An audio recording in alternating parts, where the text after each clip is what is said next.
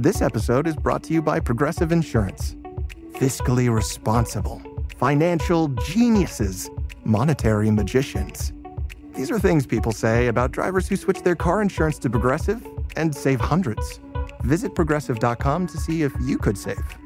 Progressive Casualty Insurance Company and Affiliates. Potential savings will vary, not available in all states or situations.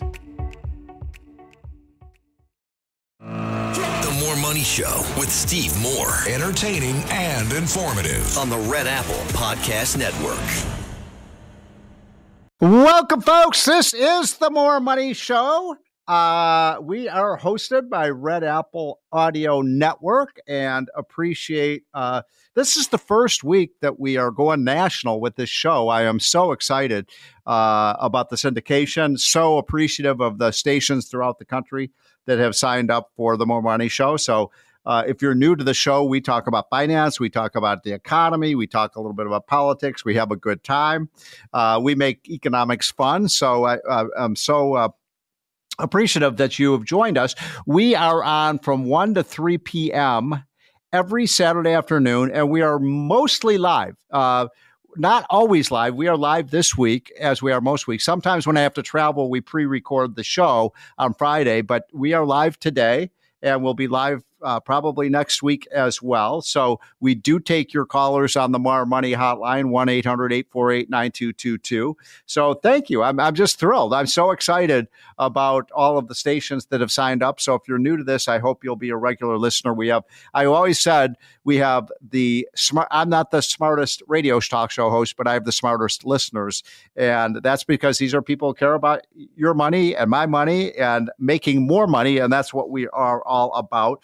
I am excited about today. I am in the Washington, D.C. area, so we have the big parade that's going on starting soon, very soon. And I'm also excited about the fact that it's Donald Trump's birthday. So good news on all those fronts. A little sad about something that happened this week, and that is the death of one of the greatest artists of all time. And that, of course, is Brian Wilson of the Beach Boys. And I've asked Kelvin, our producer, to just play a quick Kelvin, could you put on a quick segment of one of those very, very famous Beach Boys songs? You know, all the amazing songs that were written by Brian Wilson, who, look, I think Brian Wilson, the only tragedy of the Beach Boys is that they had to be come into their own at exactly the time the Beatles came into their own. So they're always second fiddle to the Beatles. But I'm here to tell you, I believe that 100 years from now, we will still be listening to the Beatles and the Beach Boys. And this guy was a musical genius. He's like the Beethoven or the Bach of our time. And so now what does this have to do with economics? I'll tell you. And I've been thinking a lot about this. I know a lot about the Beatles, and I've read a lot about, I've seen a lot of interviews when he was alive with Brian Wilson. And one of the things that was so interesting is that there was a very friendly competition between the Beatles and the Beach Boys, two of the greatest groups, maybe arguably ever. And so Brian Wilson was, every time he'd listen to a new Beatles album, he would say, I'm going to make a greater album than that. And so there was this competition back and forth. And so the Beatles came out with a famous album called Revolver, which is one of the greatest albums ever made. And so Brian Wilson went into the studio and said, I'm going to make a greater album than that. And he then produced the record, of course, that's Pet Sounds, one of the 5 greatest albums ever made, with amazing music from start to finish, totally revolutionary sound. And if you haven't listened to Pet Sounds, you should just get it and put it on your cell phone and just listen to it. And then 6 months later, the Beatles come out with Sgt. Pepper's Lonely Hearts Club Band. They wanted to best Brian Wilson, and Brian Wilson said he was so depressed when that album came out because he said, well, I just didn't think I could compete with that great album. But the point is, this is why competition is such a great thing. It raises everybody's game. So the Beatles were greater because they competed with the Beach Boys, and the Beach Boys were greater because they wrote great songs because they were competing with the Beatles and the Rolling Stones.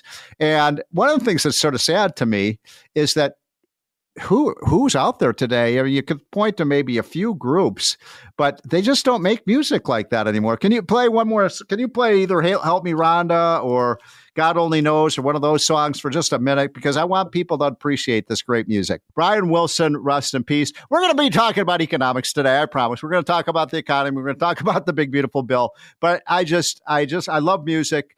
I love people who are perfectionists like Brian Wilson, so I hope he rests in peace. We got a great show today, folks. We're going to my first guest who will come on in just a few minutes is the great former Senator Phil Gramm, who is one of the leading advocates for free market economics. He is one of the most fiscally conservative senators who ever walked into U.S. Congress. He's going to tell us what Congress needs to do. And he's going to tell us about his new book called The Triumph of Capitalism. I love this book, and you got to get it. It's a great gift for people. You should read it. Anybody who wants to understand economics should read this book. So we'll be right back with Phil Gramm, the great former senator from Texas and now best-selling author.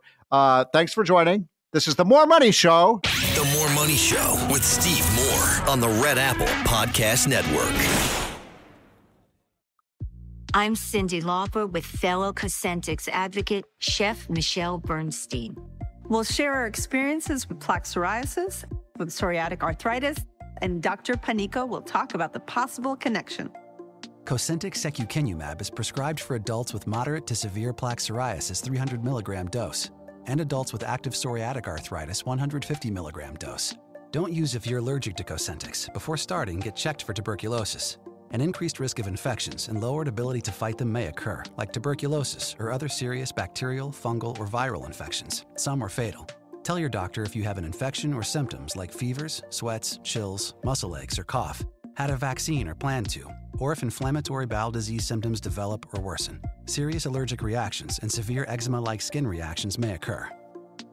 Learn more at 1-844-COSENTIX or Cosentix.com/Cindy.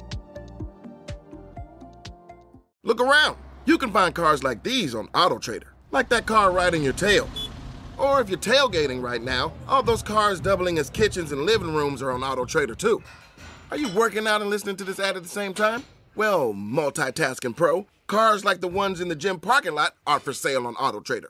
New cars, used cars, electric cars, maybe even flying cars. Okay, no flying cars, but as soon as they get invented, they'll be on AutoTrader. Just you wait. AutoTrader. The More Money Show with Steve Moore. Entertaining and informative on the Red Apple Podcast Network. I want to get right to my next guest because he's one of my heroes. He's one of the guys that I've met, 35 years ago when I first came to Washington. He has been a superstar, one of the guys who has a real, true understanding of economics. And that makes sense because he was an old economics professor. I'm talking, of course, about the great former Senator Phil Gramm from Texas, who is now writing every couple of weeks in Wall Street Journal and teaching us economics all over again. And that's exactly what his new book does, which I just got. Senator, thanks so much for sending that to me and signing it to me. I've got an autographed copy.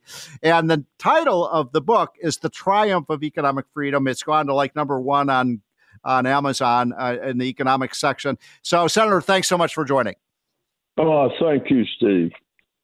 So I've got a lot I want to talk to you about in a very short time. So let's start with the budget. You came to Washington and did just about more than anybody to help drain some of the massive amounts of wasteful government spending in Washington. You had a big part in producing that balanced budget that we got in the early 1990s. Now we have a runaway budget, and I want your thoughts about what happens if we continue on this course. It's scary. Well, if we continue on this course in the next 11 years, both Social Security and Medicare will go broke. Yep. And I think it's clear that if Republicans, while we're in power, don't deal with these problems, we're asking for a situation where the public elects Democrats and they deal with them by dramatically raising taxes and by making the world's most progressive tax system more progressive, which will affect growth. And will be harmful to the America that we've all benefited from. So when you first came to Washington, I think it was around, was it 1980 or so? When were you first elected? 78. I was 78. elected. That's right. And then you ran as a age. Well, you ran as you were a Democrat when you first came to Congress, and then switched parties to Republican. You were one of Ronald Reagan's right-hand men in the United States Senate, and of course, you started in the House, and then you got elected to the Senate. In what year was that? 84. That's right. And so what a career you had. You left your mark in so many ways. But when you think about it, because I arrived in Washington a little bit after you did. I arrived in Washington in 1983. You were already a legend by then. But I remember, Senator, that we introduced the first $1 trillion budget under Ronald Reagan, and we were so embarrassed by that. And here we are today. We have a $7 trillion budget. And at that time, by the way, the debt was $1 trillion, and now it's $37 trillion. So what the hell is going on here? Well, first of all, from the time President Obama was elected until today, we have had literally an explosion in federal spending. Yes. And while federal revenues have grown, right, spending has grown at an explosive rate. And never during that whole period, under 3 presidents, have we gone back and tried with a serious effort to gain control of federal spending. Right. No, I mean, that's true. The problem is, Senator, that back then when you were helping balance the budget and reducing the government spending, you had Republicans who wanted to cut spending, and you even had a few Democrats who were fiscal, with a fiscal conscience. I have to say right now, I'm kind of frustrated with both parties. I really like what Ron Johnson is saying, that if we just went back to pre-COVID era spending, we could pretty much close to balancing the budget, just get rid of all of the buildup of the spending that happened during COVID. But instead, we've ratcheted everything up permanently.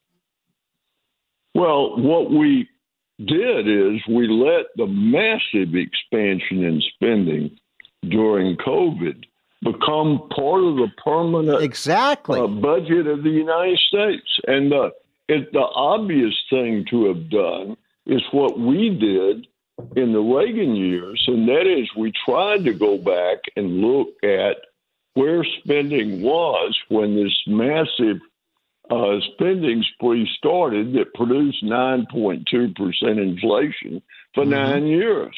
Yeah. And I think Ron is right. A good starting point is pre-pandemic. Yeah. And that should have been the baseline that Republicans started the debate from.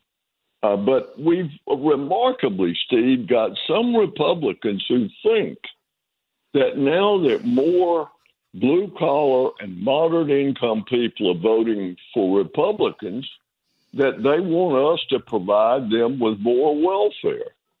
If they had wanted more welfare, they would have voted for Democrats to prove it, and they're not going to buy a phony when they have the real thing.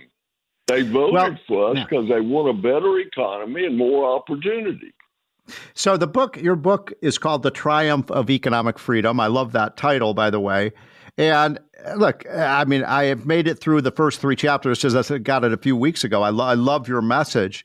But it's, with all due respect, it's sort of obvious that economic freedom over the course of human history is what creates prosperity and higher living standards. You document that so well. Why is this so hard for people in Washington and people in, foreign governments all over the world to understand? Well, it's obvious to you, Steve, and it's obvious to me. But it's not obvious to a lot of people who basically have studied high school and college textbooks that teach that the Industrial Revolution, the birth of capitalism, impoverished workers and made the capitalists rich. Right. In fact, the British statistics and American statistics prove beyond any shadow of a doubt that that's one of the great falsehoods in history. Never have people seen their well-being grow faster than during the Industrial Revolution. And then you could say the same of the technological revolution, too. That's right. Exactly. When you let technology and you let ideas enter the marketplace and provide value, simply enforcing property rights and preventing fraud, miraculous things happen. Yeah, it is so true. Now, when you wrote this book, Dalton Boudreaux, who's also an outstanding economist from George Mason, what I really like about the book is exactly what you talked about, the history of this. One of the things that has always bothered me is this idea of there's a great book by this title, by the way, called The Myth of the Robber Barons, and the idea that Henry Ford and Rockefeller and the people who built the railroads and those people, J.P. Morgan, that they were somehow sinister characters when they helped build the country and make millions and millions and millions of Americans rich. Well, and prices of the products they produce declined faster before the Sherman Act than the 20 years after the Sherman Act. And look, here was the whole deal on the Gilded Age. In 1896, there were 4,600 millionaires. And Progressives was so focused on those 4,600 people that they totally turned a blind eye to 66 million people who had seen their well-being grow faster than any people that ever lived on the face of the earth. It's amazing. So, Senator, can I hold you over for one more segment? We have to take a quick break. Okay, we'll be right back with Senator Phil Gramm. This is the More Money Show. Thanks for listening. Hope you're having a wonderful weekend. We'll be right back. The More Money Show with Steve Moore on the Red Apple Podcast Network.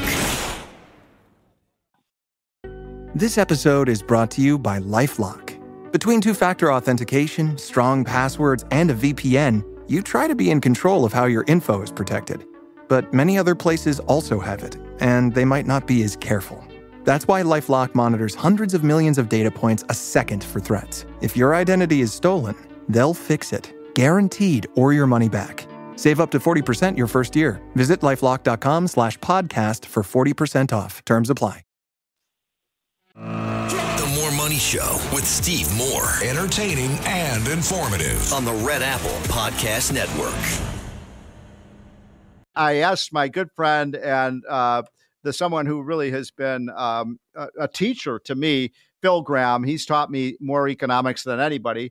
The great former senator of Texas, who has a great new book called The Triumph of Free Market Economics, which is an absolutely fantastic book. Go on Amazon and get that book right now and get it to your kids. And your kids, if they're in high school or college, they have to learn this stuff because they do not learn it in economics. And then I've also invited my friend Phil Kerpen, who is a colleague of mine, one of the smartest guys I know on regulatory policy, to join as well. Phil, thanks for joining. Before I get to you, Phil Kerpen, I wanted to continue with what I was asking Phil Gramm about earlier, because you were making a great point about the fact that economic growth and technological progress, whether it was the tractor or was the automobile or was the artificial intelligence, robotics, people seem to be afraid of change, and yet these kinds of productivity improvements dramatically improve the lives of everyone, Senator.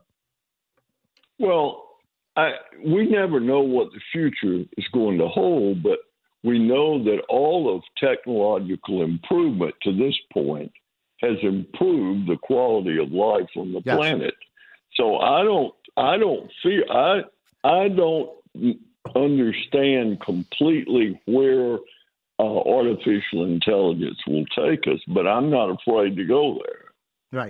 Right. I think that's a good way to put it. And by the way, I'm on the board, Senator, of a company that builds houses, and we build houses with robots. So, I mean, we can build houses 40% faster with 40% less man hour and 40% lower cost. That's going to make housing less expensive, and it's going to mean more people can buy a house. No, that's right. Well, and that's what technology's always done. More products, better products, with less human effort. So one last question for you, Senator Graham, on this message, because it's so important, because most people don't.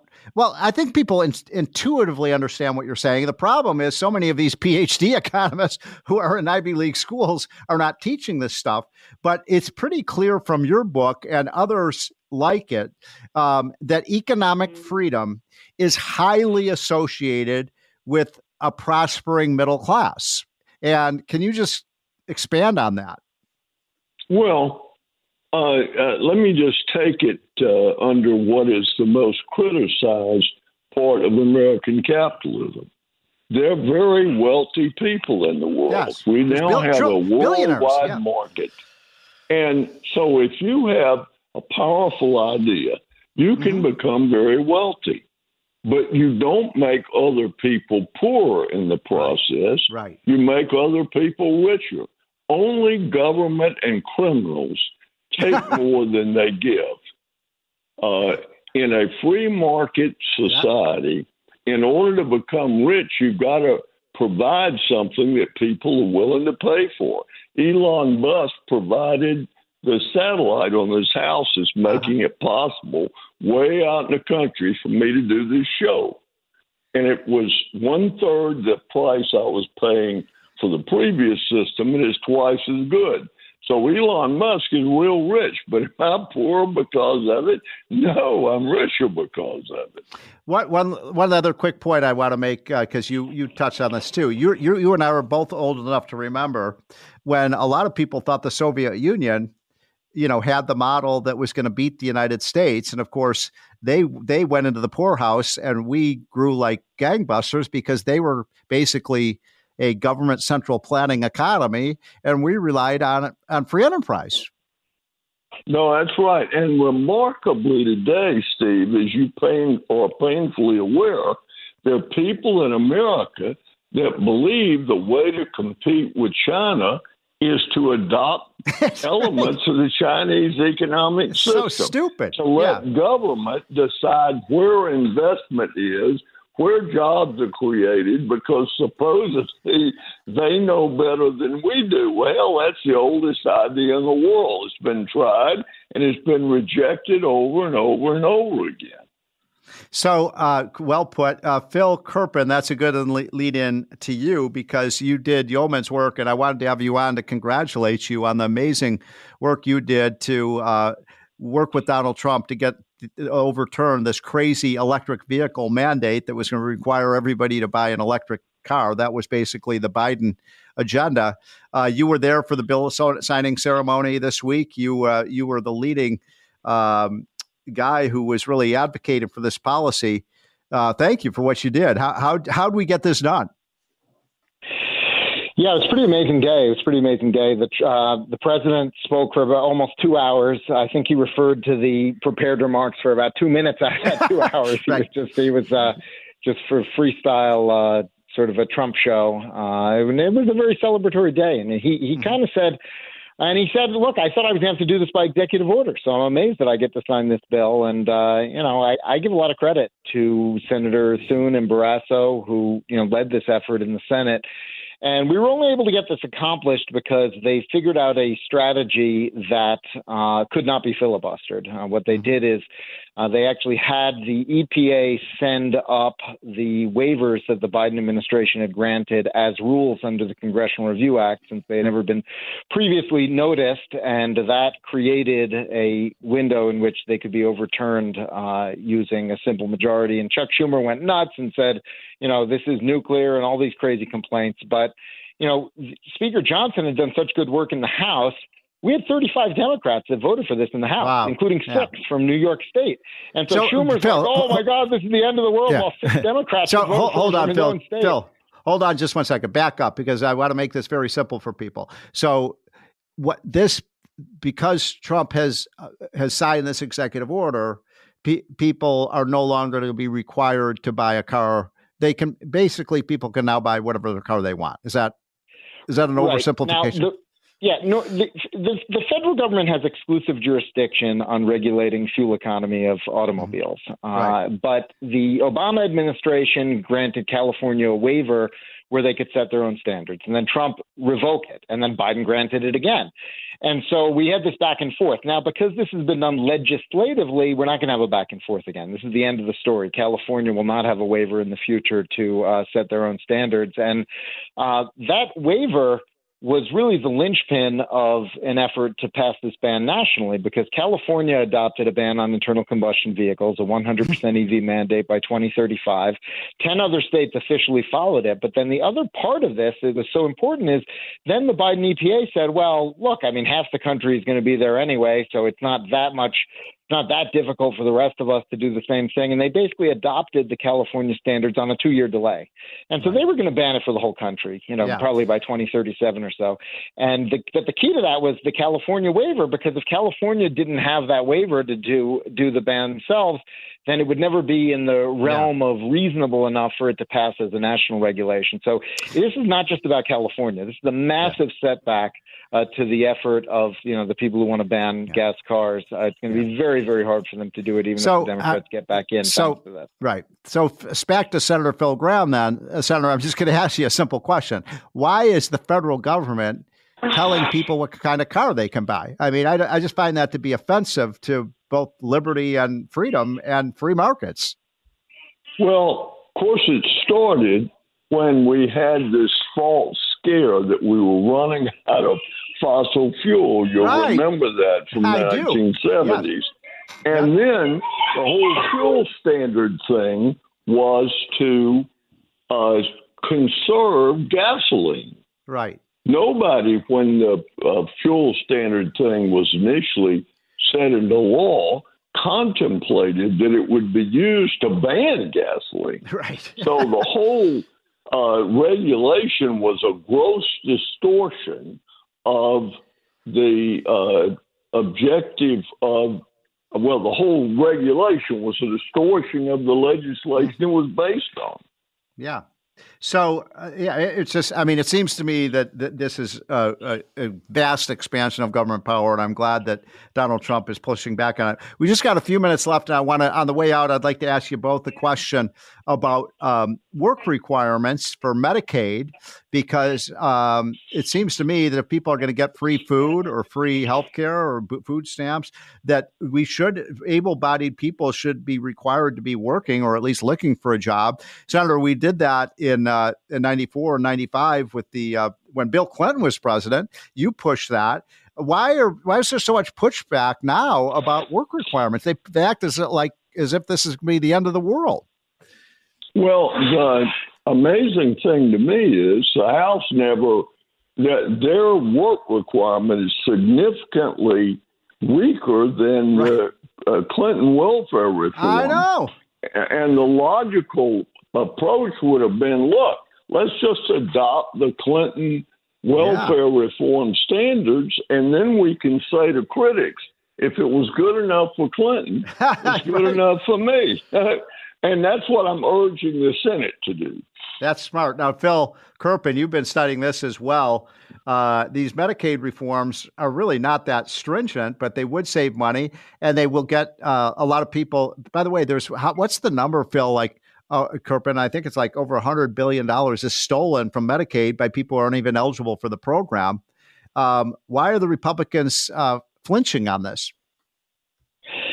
Yeah, we don't know. We don't know what the full improper payment number is because Biden ended eligibility audits. But the last year that the audits were conducted under Trump, and I think they're probably underway. They're probably starting to do them again. So we probably will have some new numbers soon. But the last year under Trump, the improper payment rate was about 25%, and Medicaid grew about 50% under Biden. It's now a $600 billion program, and so if it's still 25% improper payment, it's $150 billion a year. I mean, it's just astonishing. Ohio, actually, a state rep in Ohio just did an audit of their program just in the state of Ohio. They found $6 billion last year in improper payments just in Ohio. So back to it's a big number. We got a minute left. Phil Gramm, you were in the Senate and the House for many years. Why do we allow this to happen? The auditors say $500 billion is just stolen a year from these programs, but people aren't even eligible for them. Well, because you've got people in marginal districts who are afraid that someone is going to point at them and say, you're cutting benefits to the needy. Well, work requirements apply only to able-bodied work age adults. And when you've got people that are working hard to buy Blue Cross Blue Shield insurance, I don't understand being squeamish about making able-bodied people work to get the benefits. I don't either. It doesn't make any sense to me. Well, Senator, one last thing on the way out. Your book is really meant to celebrate the free enterprise system. It is the most important way to raise the standard of living of everyone. That's, Milton Friedman used to say that's the most enduring, lesson of the 20th century. And here we are in the first quarter of the 21st century, and nobody seems to have gotten that message. Well, look, the triumph of economic freedom, Google it. It'll pull up where you can buy the book. Read it, and you will find out, A, markets work and freedom works, and B, we've got a better country than people realize. Yeah. Well, thank you for writing that great book, folks. It is an outstanding book. Phil Gramm and Phil Kerpen, thanks for joining. This is The More Money Show, and we will be right back. The More Money Show with Steve Moore on the Red Apple Podcast Network. The More Money Show with Steve Moore. Entertaining and informative on the Red Apple Podcast Network. Hey, it's Ryan Payne and Bob Payne from Payne Capital Management. Of course, that's Payne. Coming to you every week on the More Money Show, talking about the stock market, the economy, your retirement. And Bob, man, oh man, talk about a lot of volatility, right? This week, we saw turmoil in the Middle East, and markets sold off heavy on Friday, which I think is just a good reminder. You can never really predict the future. Well, let's face it, Rye, war is hell, whether it's a trade war or it's real war, right? The market doesn't like uncertainty. And that's what we've been dealing with a lot this year. We've had extraordinary volatility, and basically we're back to where we started in January. No, it's a really good point. Right? Yeah, we've had lots of ups and downs, and we've really gone nowhere. But what's really driven the market this year, which is kind of remarkable, are things we can't predict. Or maybe it's not that shocking. Whereas we came into the year thinking American exceptionalism, deregulation, everything was going to be great. And now, we've had lots of uncertainty, and that's what really drives the market, is what you can't see or what you can't predict. Well, I'll tell you what's been exceptional in our portfolio has been our international investments, up 19% year to date, even with the big tumble on Friday. So it goes to show you, right, diversification isn't diversification like some of these folks on TV are telling us. It actually enhances your return and protects you on the downside. And I think what diversification really means, it's saying is, look, I can't predict the future, so I always need to be protected. And I think that's the big mistake that a lot of us make when we're planning for retirement or if we're retired now, is assuming that we're going to know when to get in and get out, and we're going to be able to handle things. And it's a lot harder than that.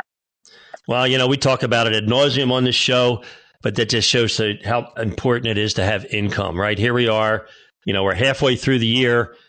Portfolio values are basically the same as they were at the beginning of the year, but every single one of my fellow baby boomers is getting their interest payments every month, right? They're out there playing golf, planning their vacations, shopping it up. That's why retail sales are good, because we keep our baby boomers full of good income.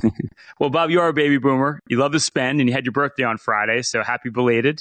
It's great celebrating with you down the shore today. But, the thing about baby boomers is, and don't get me wrong, I appreciate the amount you spend. It drives the economy. But what we're finding is they've been taking way too much risk with their money. The problem with baby boomers, Bob, is you still think you're 30.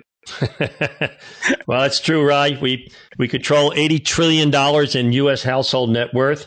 But not all the folks that we've sat with have are taking way too much risk. It's recently the clients that have been coming in as a result of listening to us on the show. So you got to be certain that you do have that balance. It's great when the market goes up, but what about when the market goes down? What about when it goes sideways?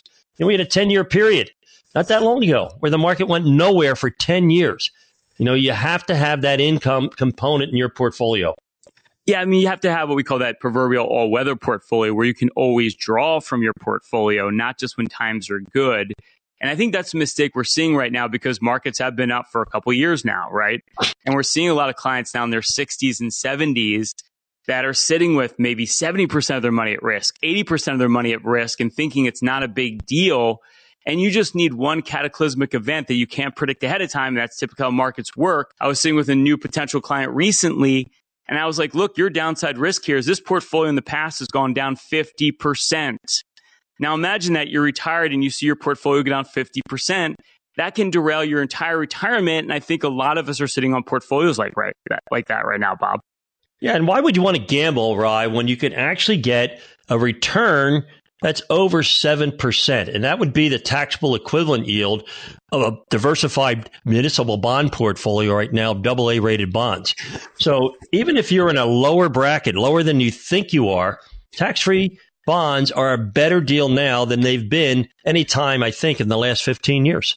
Yeah, you're right. And I think the mentality right now is the wrong mentality, because a lot of us are thinking, look, markets are good. Economy seems to be getting better. No matter what the experts tell me right now, I got to get all the upside I can possibly get right now. What you really need to be thinking about right now, if you're getting close to retirement, you're retired right now, is locking it in. Thinking about all the certainty you can build into your portfolio. And to your point, Bob, that's like building income into your portfolio. That's very, very certain every year, not the ups and downs of the market. And too many portfolios right now are relying on growth. As we know, growth is extremely unreliable. It's a bad plan when you're building your retirement portfolio, and we see it too much right now. Well, as your brother always tells me, we have better outcomes with more income. And, it doesn't have to be 100% in bonds right now. You've got tremendous international companies, blue chip international companies, blue chip U.S. companies that not only have paid a dividend in the last quarter, right, but have done it for 60, 70 consecutive years. They've increased their dividends. So, one of the things that I think is happening with oil prices jumping almost 9% on Friday, inflation's not going away. You need that hedge against inflation. It's a tax. It's hidden. It's insidious. You got to be certain that you're beating it. And nothing puts the cold water on a growth portfolio like inflation, right? Probably inflationary pressure longer term is going to be real, even though it's coming down in the short term. And when it comes to your investment portfolio, when it comes to retirement, you need to be proactive, not reactive. And I think that's what scares me the most right now, is there's just too many reactive portfolios there. If we do get some sort of cataclysmic event, something happens, you're not positioned properly to weather that storm. And I think that's what you have to start thinking about. Ryan, there's close to $7 trillion sitting in money market funds. If you look at all the different short-term vehicles that are out there, it could be in excess of $12, $13 trillion. And you know what? You know what the banks and the brokerage firms have done in the face of that opportunity for investors? They took their money market rates down to 0.1% of 1%. They're not giving them the return that they should be getting, even if you're going to sit in cash. I mean, that's a 3 to 4% commission you're being charged. Yeah, what you have to really look at is, on all of my assets, what kind of income do they produce, and how much income I can actually derive from my portfolio and optimize it.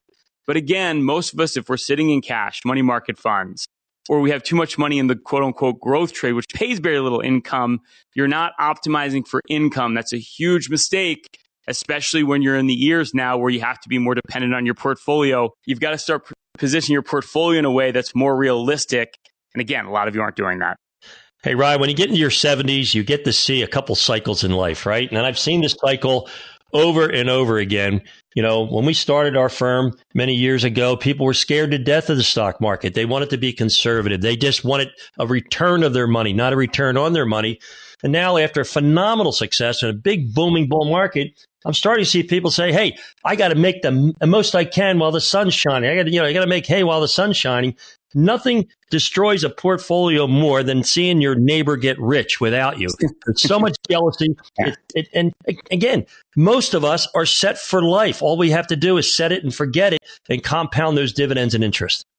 Amen, Bob. Appreciate it today. And if you're thinking to yourself right now, okay, Bob Ryan, I get it. I need a practical plan that meets my needs in retirement. I don't want to screw it up. Well, here's your shot to do it. We leave 10 slots open for the entire show. If you saved over $1 million for your retirement, Bob and I will run for you our now famous Total Financial Master Plan, and we'll do that with no obligation or cost. It's a full holistic review. We're going to look at everything. We're going to build you your own personalized financial portal, give you a bird's eye view of everything going on in your financial life, hone in on every financial issue you need to address today, that income plan for retirement, how to take Social Security, how to draw from your portfolio in the optimal way Factoring in inflation, we're going to build that dynamic income plan so you don't run out of money. We're going to look at diversification. Markets have been wild over the course of this year. Has your portfolio been up and down like a yo-yo? Or have you been sitting in cash, CDs, money market funds, paralysis by analysis? We're going to put together that full investment game plan. We're going to tie it to your goals, show you how to grow your wealth, but most importantly, protect it over the rest of your life. And we're going to look at fees and taxes. Wall Street loves to sell you those high cost, tax inefficient products like annuities, insurance products, mutual funds, brokerage products, structured products. We'll do a deep dive of every investment you own. We'll show you where all the hidden costs are, show you how to reduce that cost and optimize your portfolio for taxes. It's not what you make, it's what you take. We're going to give you our full tax playbook. We literally have 10 slots if you saved over $1 million for your retirement. All you have to do is text or call 844-752-6692. That's 844-752-6692. If you're one of our next 10 callers, you've saved over $1 million for your retirement. Our team of financial advisors and certified financial planners will help you to create your own unique total financial master plan. Now, there's no obligation. There's no cost. So text or call right now at 844-752-6692. That's 844-752-6692, or just simply call 844-PLAN-NYC. That's 844-PLAN-NYC. Hey, if you want to learn more about myself and Bob and our firm, Payne Capital Management, of course, that's Payne, simply go to BeBullish.com. That's BeBullish.com. Stay tuned. We got more money coming your way. The More Money Show with Steve Moore on the Red Apple Podcast Network. Imagine this. The best pasta sauce you have ever tasted sits abandoned on a plate. Wasted sauce. That is a tragedy. If only you had used Barilla Al Bronzo pasta. Its bronze-cut texture holds your sauce and scoops up every last drop. The Italians call that scarpetta. Capture sauce the Italian way. Barilla Al Bronzo.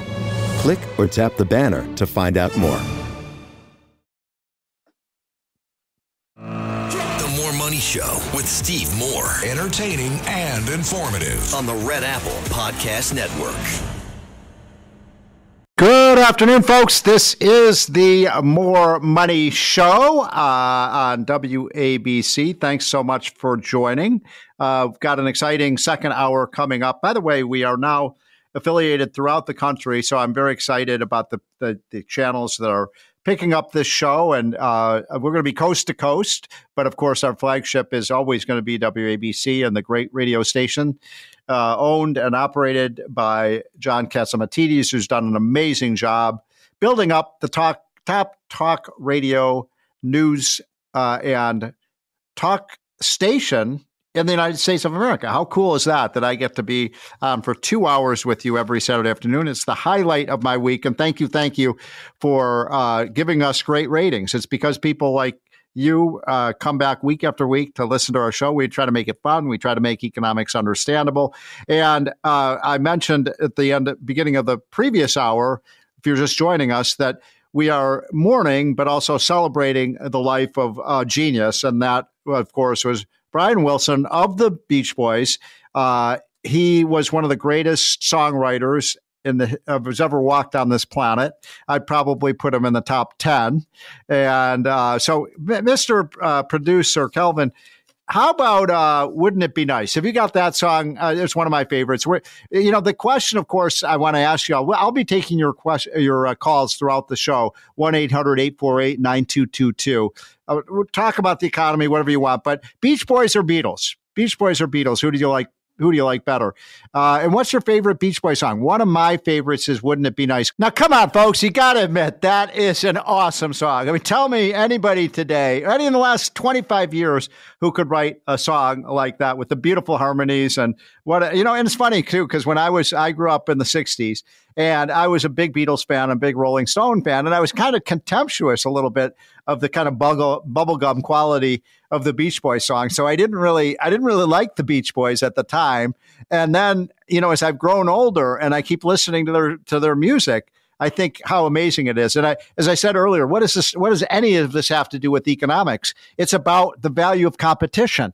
And I'm here to tell you, and Brian Wilson, if you were alive today, would tell you this, and Paul McCartney will tell you this. He says it all the time. And John Lennon, if he were still alive, would say it. And so would the Rolling Stones, that there was a very friendly competition between those three groups to see who could write the best songs, make the best albums. And because it's amazing when you think about the three greatest groups of all time, all kind of made their mark in the mid to late 1960s, and they competed with each other. And the point is, competition leads to better product, doesn't it? And there's no better proof of that than listening to a Beatles album and then listening to a Rolling Stones album and then listening to the Beach Boys. But my point is, I kind of didn't like the Beach Boys that much. And a couple of my good friends were big Beach Boys fans. And I always used to laugh at them. Come on, that's bubblegum music. And now I listen to their music and I think this is great, great stuff. It's amazing. I like the music now more than I did, 60 years ago when it first came out. So, let me, when you call in, let us know what your favorite Beach Boys song is. I mean, is it God Only Knows? That's a great one. I don't think we played that one yet, Kelvin, or Wouldn't It Be Nice? You just heard that, or Surfing USA, or Good Vibration, California Girls, Help Me, Rhonda. All of these amazing, the great, great, great music. Okay, so on the economy, back to why you listen to the show to make more money. I wanted to explode one myth as we get down to this, and that is the myth that is repeated over and over and over and over again, that only the rich people will have benefited from the Trump tax cuts, and that to extend the Trump tax cuts will be a tax cut for the rich. Now, for those of you who are regular listeners of this show, you know that is nonsense. It's a lie. It is not true. And I'm going to give you some of the latest numbers that just came out from the House Ways and Means Committee, which is the tax writing committee of Congress, and they know their stuff. And here is what they tell us. They're telling us that, and by the way, if you get our hotline every morning, go to unleashprosperity.com and sign up for a hotline. It's free. It costs you nothing. You will see this study that we cite. And it basically finds here, I'm going to give you these statistics. First of all, which group benefited the most in terms of reducing their tax burden? Would it be the people who made less than $30,000, people who made $30,000 to $40,000, people who made $40,000 to $50,000, or people who made over $1 million? Now, I bet a lot of you will probably say, well, people who made over $1 million, they were the big beneficiaries of this bill. Wrong. So here are the percentage reductions in taxes paid by each one of these groups. People who made less than $30,000 saw a 13.5% annual reduction in their tax burden, 13.5%. People who made between $30,000 and $40,000 a year saw an 11.5% reduction on average of their taxes. People who made $40,000 to $50,000 saw a 10% reduction in their taxes. Now, here's the amazing thing. People who made over $1 million saw their taxes fall by 6%, so less than any other group. So how can they say this was a tax cut for the rich? Now, you could say, well, they have so much money, and in dollar terms, they got more of a tax cut, which would be true, except here's the other thing, and I've mentioned this statistic before, but for those of you newcomers to the show, I want to repeat it because it's so jaw-dropping. So people in the top 1%, the people who are the Warren Buffetts and the Bill Gates of the world and the LeBron James of the world, people are making $10, $50, $100 million a year. Their share of taxes went from 39% before the Trump tax cut to 46% today. So the top 1%, those evil rich people who are supposedly not paying any income taxes, they pay almost half of the income tax. They used to pay about a third, a little over a third. Now they pay almost half. That's how is it a big tax cut for the rich? Then what about people making the top 10%? People are making, I don't know the exact income cutoff. I think to be in the top 10%, you have to make, I think somewhere around $300,000, $400,000, $500,000. I don't know exactly, but somewhere, in the low six figures, maybe 200, 300, 400, 500,000. Their share of taxes went from 70% to over 75%. So in other words, they used to pay 2/3 of the taxes, and now they pay 3/4. So their tax burden didn't go down. The amount of their tax share went up. So why do they keep lying about this? One other quick point, because I know so many of you are in the listening audience are in the Northeast. You're either New Jersey, Connecticut, or New York. I know about half our listeners are in those 3 states. So this study just came out by people looking at the new inflation numbers that came out by the Bureau of Labor Statistics. They just came out about a week ago. And it turns out that every state has a different inflation number. In other words, if you live in Texas, you have the rate of increase of prices is different than, say, if you live in Utah or if you live in New York or if you live in California. And what this study finds is that for people who live in, let's say, in Texas, their inflation rate went up by about 1.5%. But if you lived in California, New York, New Jersey, Connecticut, your inflation rate was closer to 3%. So in other words, the inflation rate is twice as high in red and blue states as it is in red states. Now, how did that happen? Well, it's because of all these crazy mandates. For example, in California, you pay an extra $1.50 a gallon because of all these crazy environmental rules. Now, we all want clean air, but they go way overboard. They have all these prohibitions against building pipelines and so on. So they pay a lot. They pay $1.50 a gallon more for gas than other people do. So they have a higher inflation rate. Same thing with New York and New Jersey and Connecticut. Everything is more expensive there because of all the rules, regulations, and taxes. So not only do the red states like Texas and Florida and Tennessee get a preponderance of the jobs and with lower unemployment rate, but the blue states like California, New York, New Jersey, California, and Connecticut, they also have higher inflation. So you get the worst of all worlds. You get higher inflation and higher taxes. Now, you may have seen Andrew Cuomo belittling his opponent for mayor, saying, oh, he wants to raise taxes. Taxes are going to destroy New York City. Well, gee, now he tells us this is a guy who, when he was a governor, took the taxes in New York City up to the highest, the state and city taxes in New York went to their highest level in the country. What a fraud he is. All right, I'll be right back, folks. This is the More Money Show. We are appreciating today the great, great music of the Beach Boys, and we'll be taking your calls. 1-800-848-9222 when we come right back. The More Money Show with Steve Moore on the Red Apple Podcast Network.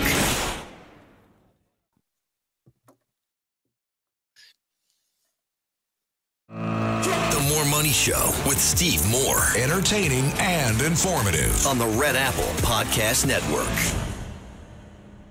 We mourn the loss of one of the greatest artists of the 20th century, and Brian Wilson of the Beach Boys. I was saying earlier that every time I listen to that music, I like it more. So we're going to go to your calls in just 1 second. I just wanted to mention another kind of sad thing that's on the front page of the Wall Street Journal today, which is say adios to at the Disney attraction in Disney World. They have the Muppet Vision 3D. It's an attraction at Walt Disney World in Florida devoted to Kermit the Frog, Miss Piggy, Gonzo, and the rest of the Muppets crew. This used to be their happy place, but Disney has announced plans to close what has become a mecca for Muppet fanatics. The mood has turned far more somber in Disney World. So I don't know why they're closing that down, but that's a sad thing too. All right, I'm going to get to your calls now. We've got a bunch of people on the line. I think we have a line open for people who just want to chime in. I'd love to hear from you. This is Freedom of Speech Radio. So 1-800-848-9222 or 1-800-848-WABC. And we have Rick in Westchester. Yeah, Steve. I'm about your age. I grew up a big Beach Boy fan. I want to bring to your attention, there's a group of mostly college-age kids on YouTube. They're called the Fender Tones. I'm sorry, hold on. They're called the what? They're called the Fender Tones. The Fender as in a car fender. The Fender Tones. Yeah. Look them up. They do the Beach Boy sound actually better than the Beach Boys live. I got to look that up. I'd love to. By the way, I've got to tell you, last year I was able to go to the a Beach Boys concert. You know, I think there's two of the originals. They're getting way up there in age. But mostly, I think that several of the other members of the new Beach Boys are actually their kids. And we had the greatest time. It was an awesome concert. They did all the great ones, and they sounded just like the Beach Boys of old. But I'm going to say that again. It's called the Fender. What's it called again? They're called the Fender Tones. And the reason why they sound, the Beach Boys back in the day, they never were great that live sounding because Brian Wilson on the albums did several voices. And obviously when he performed live, he can only do one. Wait, hold on just a second. Hold on. Because I don't know. I mean, I know a little bit of the Beach Boys, but I didn't know Brian Wilson was. I didn't even know he sang because I thought he had the others singing. But did he have a good? No. He was the Frankie Valli of his time with his. Oh, okay. I didn't even know that. I thought he was just writing the songs. No. He did most of the vocals. In fact. Oh. In fact, on the Pet Sounds album, him and his brother Carl had a big argument about who should sing "God Only Knows," and Brian got so upset. He says, "You know what? You sing the damn thing." And they originally recorded it with Carl Wilson. It didn't sound good, so Brian Wilson took over the high vocals. Okay, so I'm surprised to hear this because you're saying Brian Wilson sang that song? Oh yeah, he did all the high. God only knows what I. He did the high voice. All right, I'm telling you. So that's great news. I'm so glad you called. See, I learned from you folks. Okay, I'm going to ask you the key question: Beach Boys or Beatles? Amazed at the Fender Tones. There you go. Thanks for calling in. Great call. I learned a lot from you. Thank you so much for calling. Okay, let's go to Eduardo in Tampa. Yeah, Steve. Yeah, I listened to you on Dan and Amy during the week. I got a comment on. I'm glad that the president reversed his stance regarding immigration on hotels and restaurants. Yeah, me too. Yeah, because I think that's going to hurt the economy. We already have a battle with Iran. Gas is going to be going up. I just don't want to be put in a very awkward position going into next year's elections with well, hey, look what you guys are doing. You guys pushed inflation up because right now inflation is 2.4, I believe. Yeah. So, I mean, a lot of these, a lot of the immigrant workers are important to our economy. And if people are in the country working, I'm fine with it. I don't want them going on welfare. I don't want them, committing crimes and that kind of thing. I mean, I think it's a really good point. So I guess, so what else? You got anything else? No, I mean, happy Father's Day and be safe out there. Enjoy the weekend.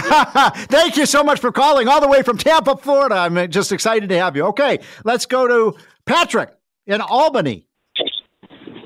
Hey, I try to listen to you guys every weekend. You and Larry. What's his name? Just before you, Kudlow.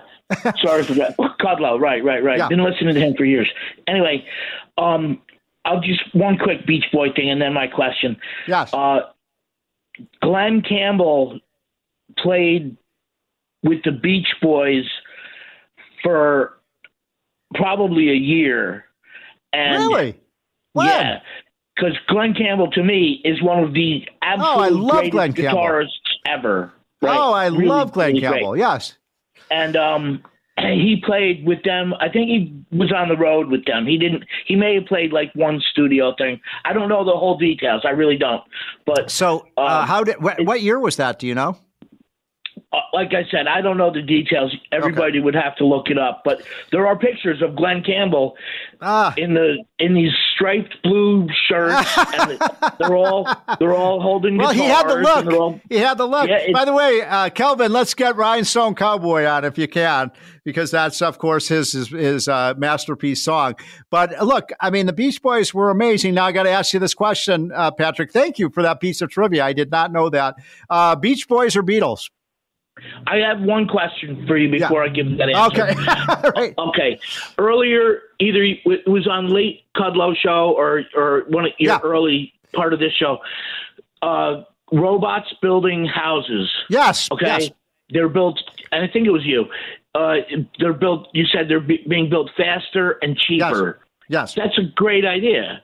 But if you put carpenters and contractors and bricklayers and foundation diggers out of work, who's going to buy the houses? Well, here's the thing. I mean, that they used to say that about farm tractors. That if you have tractors in the farms, then but of course, what's going to happen is people with skills will have other kinds of jobs. We'll have more houses.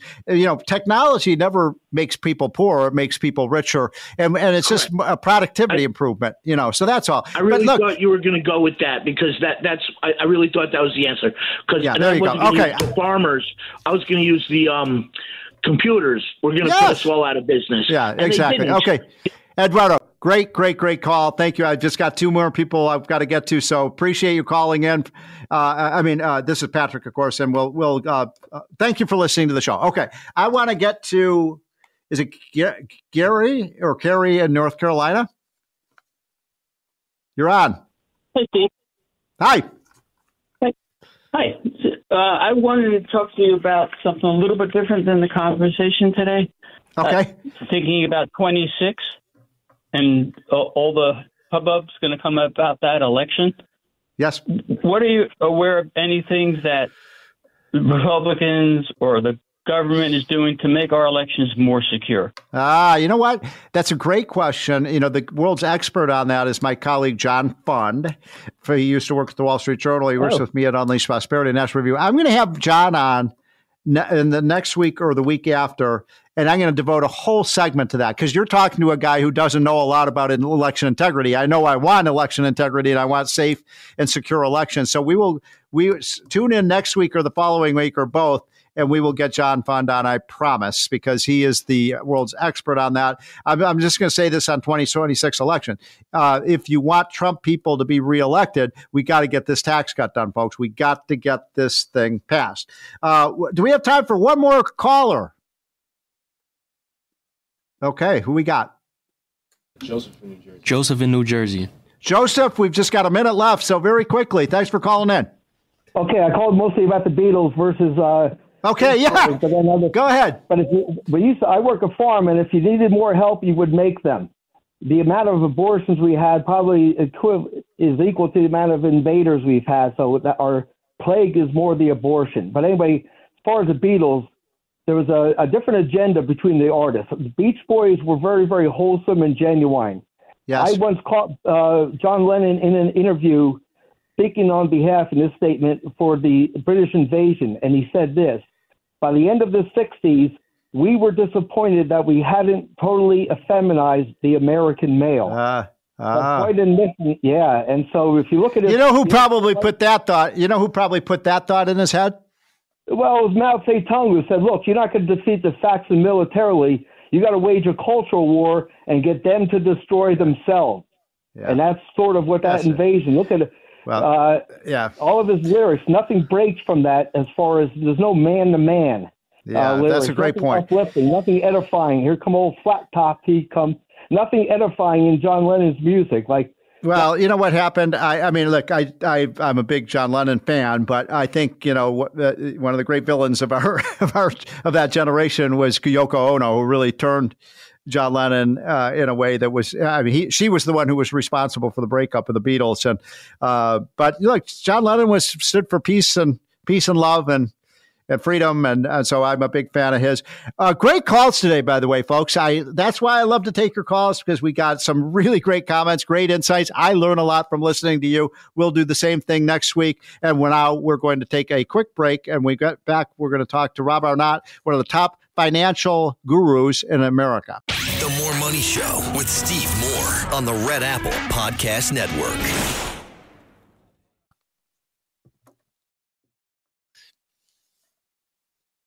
The More Money Show with Steve Moore. Entertaining and informative on the Red Apple Podcast Network. We've been really mourning the loss of one of our greatest artists of the 20th century, the great Brian Wilson of the Beatles. But now we're going to switch focuses, and we're going to talk about making money, because that's what this show is all about. And so who better to talk to than Rob Arnott, who's one of the top financial gurus in this country. He is the CEO of Research Affiliates. And Rob, thanks so much for joining this afternoon. Thanks for the invitation. Always good to hear your voice. So, Rob, the first question I have to ask you, Beatles or Beach Boys? Oh, my goodness. I'm more of a Rolling Stones guy, but I love all three groups. Me too. I mean, it's those three groups. I think were the great groups of the '60s, and so I love the Stones as well. All right, let's talk about the economy. Let's talk a little bit about. Well, first of all, I want your advice. I want to talk about the new study that you've done on the growth of government and the impact that it has on the economy. But before we get to that, I think our listeners just want your advice about. It looks like the economy is improving. We've had a pretty good couple of months on the stock market. What do you do if you're an investor these days?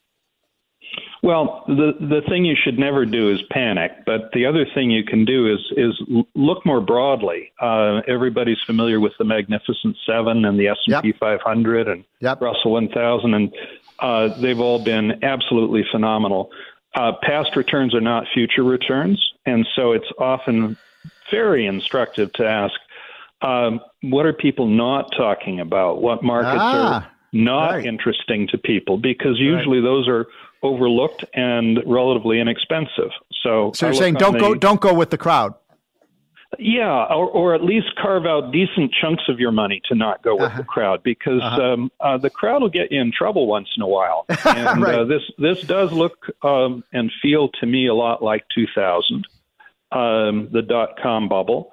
It does. The Magnificent Seven, these companies are brilliant companies reinventing our future. Absolutely no question about it. But it's not as if the market's unaware of that, and it's not as if it's not already 100% in the price. I see. So therein lies the challenge. We look at future returns. Of course, everybody looks at past returns. That's easy. But we look at future returns and recognize that there are three parts to it.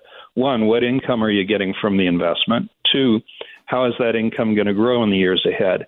And three, is it expensive or cheap relative to historic norms? And if so, is there any mean reversion likely to come back and bite us? So any market that has soared will have wonderful past returns, but won't necessarily have wonderful future returns.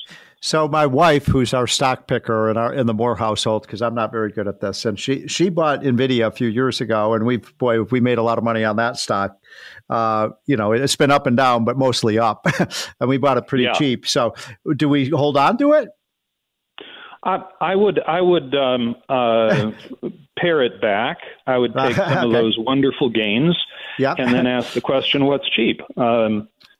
Europe is a little cheap for obvious reasons. I mean, Europe has eurosclerosis. It can't get out of its own way when it comes to overregulating and so forth. But the yield is over 3%, and at a 3% yield on top of just perfectly ordinary economic growth, and you wind up with an 8% return, which you're not going to get from U.S. stocks at today's valuation multiples.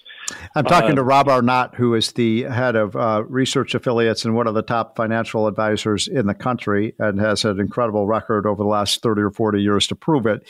So, Rob, I don't know if this question is in your wheelhouse or not, but there's a big debate in Washington going on about the Fed. And whether the Fed should be, I'm sure you're following this, President Trump wants the Fed to be cutting rates. I'm kind of on the fence on that. I mean, the inflation numbers have come in pretty well, but, we're still running at about 2 to 2.5% inflation, which is a little bit above the Fed target. Do you have any thoughts on that? Or what, if you were running the Fed, what would you be doing? Well, firstly, the Fed claims to be data dependent. That's just total bull. Right. They claim to be apolitical. That's total bull. How can you do a 50 basis point rate cut in the face of inflation that was still running a little hot, an economy that it was outrageous, right before the election. Right before the election. Obvious intent to sway the election.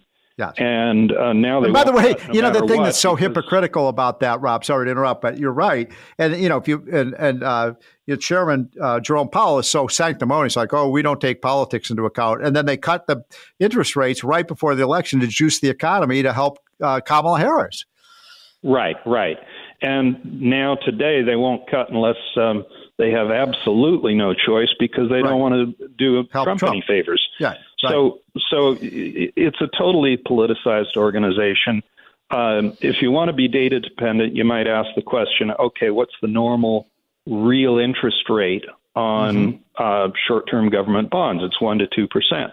What's the inflation rate? It's 2 to 2.5%. That points you squarely in the direction of 3 to 4% as a natural short rate today. And there is absolutely no reason they can't cut modestly. Now, do I think that we should ever return to zero interest rates or negative interest rates? No, that was a pathology. That wasn't just a mistake. Yes. That was a pathology. Yes. Okay, so I agree with you. I think you put it very well. Now let's talk about your study, because I love your study. We've put that up. We posted that on our website at Unleash Prosperity, and it basically, well, you'll have to explain it better than I can. But as I look at it, basically looking at what is the relationship between the size of government and the performance of the American economy. And by the way, earlier on the show, I had Phil Gramm on, the great former senator of Texas, who has a great new book out on the triumph of free market economics. But it seems like, your study is pretty self-evident that when you get government over a certain level of spending, then the economy takes a big hit. So can you explain what you did? Absolutely. Well, firstly, the orthodoxy across policy community and the economics community is stimulus stimulates. If the government spends money, it revitalizes the animal spirits of the private sector. Total bunk. Money that is spent either comes out of taxes or out of borrowing. Yes. Either way, it's being siphoned straight out of the private sector economy. That's right. To be laundered through government and then pushed out to pick winners and losers. That's not a formula for growth. The formula for growth is to empower the private sector and let the private sector do the innovations that it does so well. So what we did is we went back historically. There's a short version of the study entitled Stimulus Doesn't Stimulate. There's a long version entitled Does Fiscal Stimulus Stimulate? As a question instead of a statement. Right. Both versions are well worth a read. If you just go on Google and put my name, Arnott, Stimulus Doesn't Stimulate, it'll pop right up. Anyway, bottom line is, what we did is we went back historically and we asked a very simple question. On a rolling 5-year basis, does higher spending correlate with higher growth? And the simple fact is it doesn't. You go back over the last 60 years, there's not a single 5-year span in which higher spending countries grew faster than lower spending countries. And it's not as if 60 years is such a short span that you don't have different countries at both ends of the spectrum at different times in the last 60 years. It works cross-sectionally. The high-spending governments grow slower. It works intertemporally, meaning that in any individual country, if the spending is going up, the growth is going down, and if the spending is going down, the growth is going up. Ireland's a beautiful example of the latter. Japan is a beautiful example of the former. Japan was the world's leader for growth in the 80s, and it's the world's leader for stalled economy these days. You mean Japan? Yeah.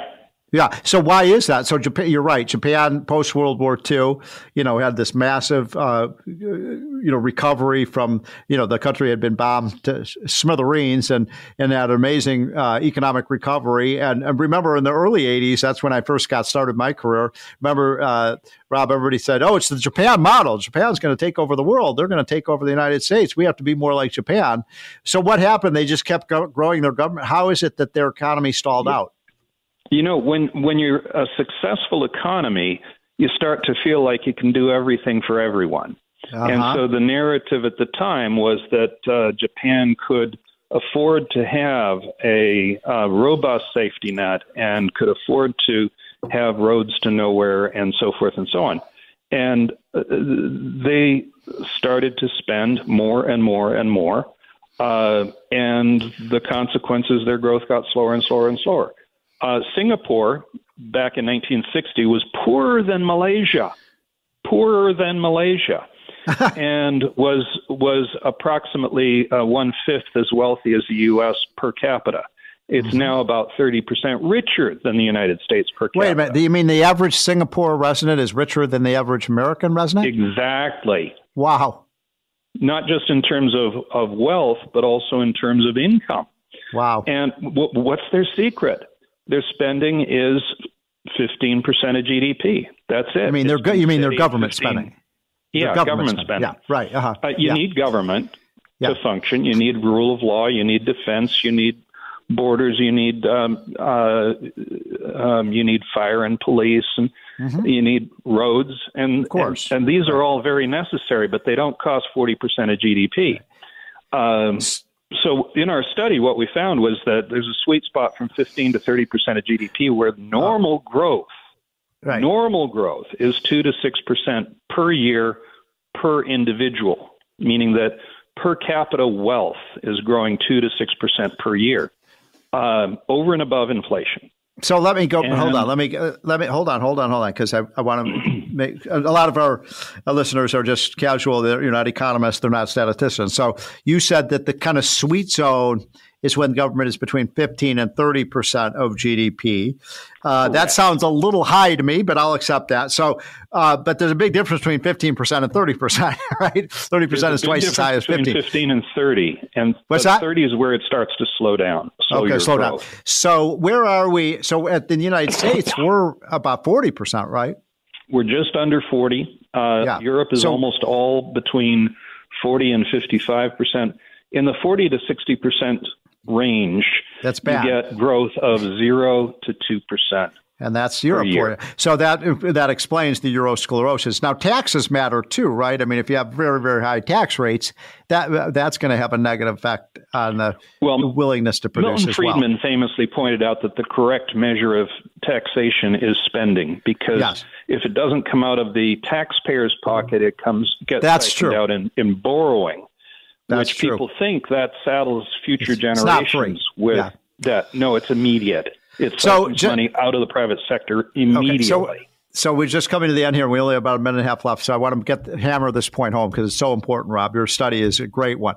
So if we could lower our government spending by 10 percentage points of GDP, in other words, go from 40% to 30% of GDP, our economy would grow much faster and Americans would be richer. Yeah, you'd probably see 3 to 4% growth per capita, which means with population growing, you'd be looking at 3.5 to 4.5, plus inflation, of course. But 3-4% real growth in the economy per year means wealth is doubling every 20 years. It's a great study. That's what we want. And we've done that before, and we can do it again as a country. We just have to, the depressing part, as you know, Rob, the Republicans are just trying to make little teeny-weeny cuts in the government. Teeny cuts. Bipartisan embrace of overspending. Awful. Okay. Well, Rob Arnott, you're very nice to come on the show on a Saturday afternoon and spread your wisdom. The name of the study again is? Does stimulus stimulate? Or the alternate title for the short version is Stimulus Doesn't Stimulate. Yeah, and that is a great study, and it is absolutely true. Stimulus does not stimulate, folks. That's the end of our show. Thanks for joining us. To quote the great Brian Wilson, God only knows what I'd do without you. Have a great weekend, folks, and we'll be back next week. The More Money Show with Steve Moore on the Red Apple Podcast Network.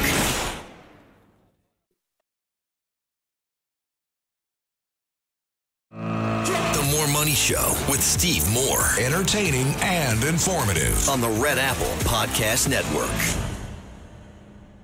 Ryan Payne and Bob Payne back again on the More Money Show from Payne Capital Management. Of course, that's Payne, talking about the markets, the economy, and your retirement. Guys, I was reading Barron's this weekend. I know what you're thinking. You read, Ryan? I didn't actually know you could read. Actually, I saw the pictures. I actually didn't read the article. But it did talk about the 3 biggest mistakes you can make in retirement right now. And I thought these are great points. I thought we could discuss on the podcast today. And I think the one that we're seeing a lot right now is when you have a lot of volatility and you have a lot of uncertainty, is this a feeling that you have to do something. And I think one of the bigger mistakes that investors can make right now is making too many decisions with their portfolio because they feel like they have to do something. Well, I'll tell you who learned that lesson in a big way was back in the late 90s. We had the day traders. Time Magazine had day traders on their cover, right? Doctors, lawyers, corporate executives quitting their job because it was so easy to make money in the stock market.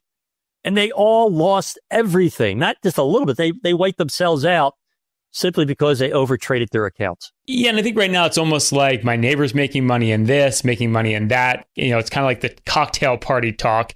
And I know, Corey, you see this with your clients right now too.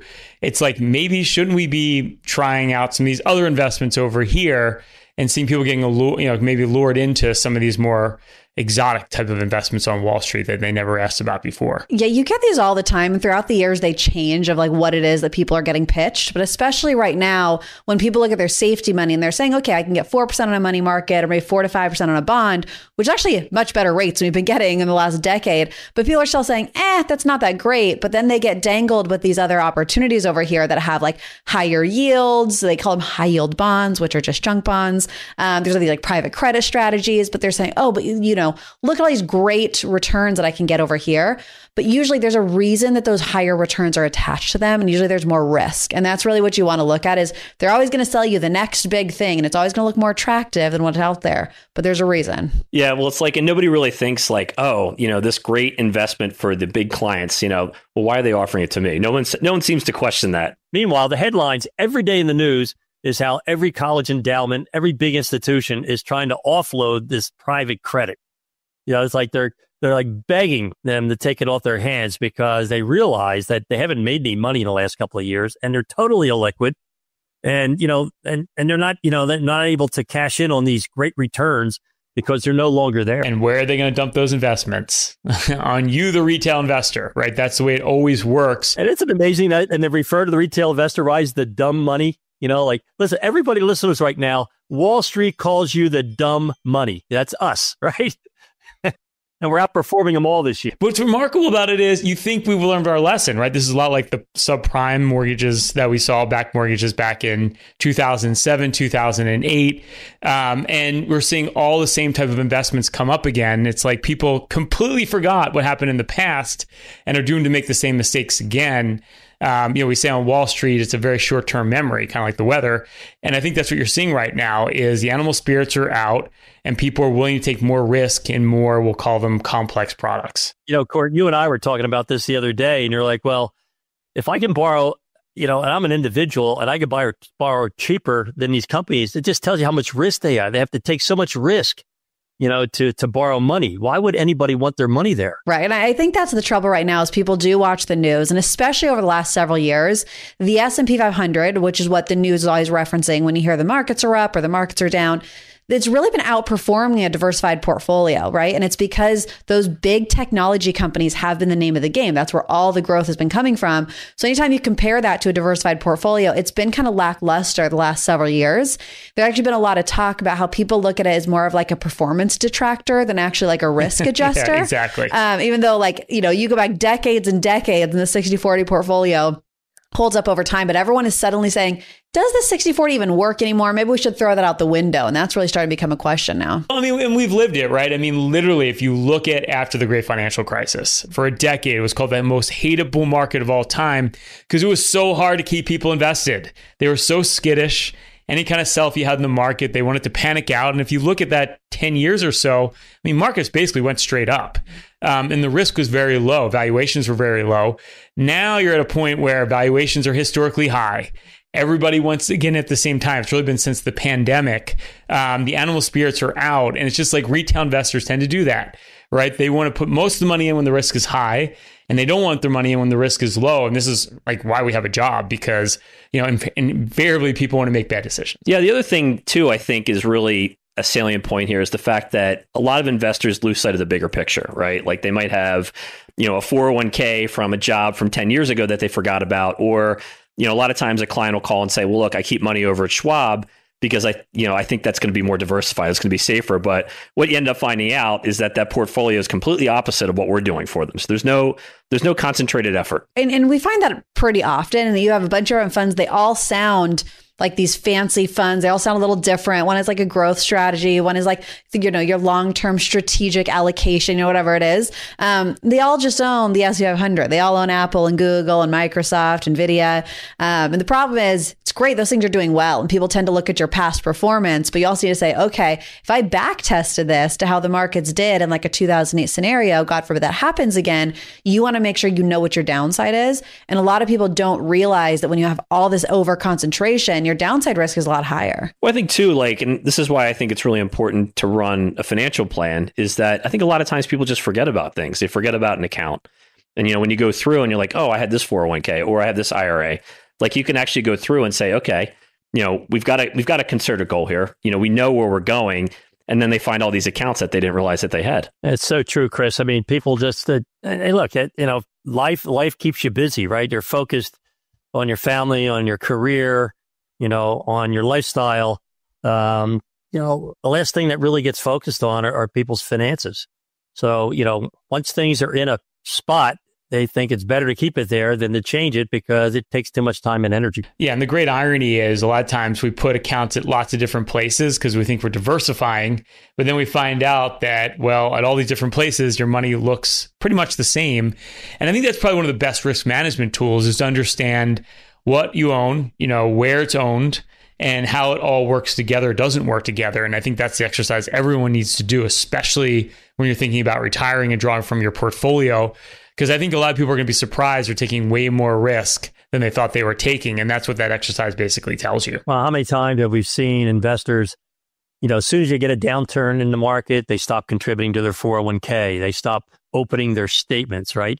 It's, it's an emotional reaction and a learned behavior that is really hard people. But you know what? Things may be changing, right? We went through the Great Depression. My parents saw the Great Depression, your grandparents, and they were scarred by that. Now you have, I see with a lot of baby boomers, they've made so much money in this big boom and bull market that we've been in for the last 50 years that they don't see the downside anymore. Like every dip's an opportunity. And that could be a little scary, right? It could lead to a huge, gigantic melt up like we've been predicting. But I'm wondering at what point people are going to get too greedy and too aggressive. If you saved over $1 million for your retirement, myself and Bob and our team at Payne Capital will run for you our total financial master plan. And we'll do that with no obligation or cost. It's a full holistic review. We literally look at everything. There's not a firm out there that will do this work up front. We go as far as building you your own personalized financial portal. We give you a bird's eye view of your entire financial life, and we'll hone in on every financial issue you need to address today, whether it's that income plan for retirement. How do you take Social Security? There's a lot of ways to take it, but one right way for you. How do you draw from your portfolio the most tax efficient way? We'll give you a full income plan, factor in inflation so you don't run out of money. We're going to look at diversification. Markets have been all over the place, up and down. Has your portfolio been extremely volatile? Or have you been sitting in cash? Paralysis by analysis, can't figure out what to do. We'll put together a full diversified investment game plan, show you how to grow your wealth, tied to your goals, but most importantly, protect it over the rest of your life. And we're going to look at fees and taxes. Wall Street loves to sell you high cost, tax inefficient products, whether it's an annuity, mutual fund, insurance product, brokerage product. We're going to go through every investment you have, deep dive. We're going to show you how to reduce all the internal cost and optimize your portfolio for taxes. It's not what you make, it's what you take. You'll get our full tax playbook. We literally have 4 slots left. If you saved over $1 million for your retirement, all you need to do is call or text at 844-752-6692. That's 844-752-6692. If you call or text us right now at 844-752-6692, that's 844-PLAN-NYC, 844-PLAN-NYC. Thanks for listening to More Money with Steve Moore. You can hear More Money with Steve Moore Saturday afternoons at 1. If you like the podcast, share it with your friends and listen anytime at WABCRadio.com and download the WABC Radio app. Hit that subscribe button on all major podcast platforms. Plus, follow WABC on social on Instagram, TikTok, Facebook, and X. See you next time for a new episode so you never have to wonder, what the heck is going on here? You just realized your business needed to hire someone yesterday. How can you find amazing candidates fast? Easy. Just use Indeed. Stop struggling to get your job post seen on other job sites.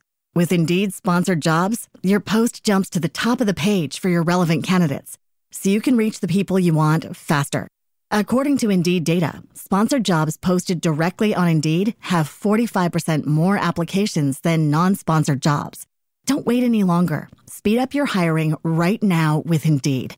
And listeners of this show will get a $75 sponsored job credit to get your jobs more visibility at Indeed.com/PODKATZ13. Just go to Indeed.com/PODKATZ13 right now and support our show by saying you heard about Indeed on this podcast. Terms and conditions apply. Hiring? Indeed is all you need.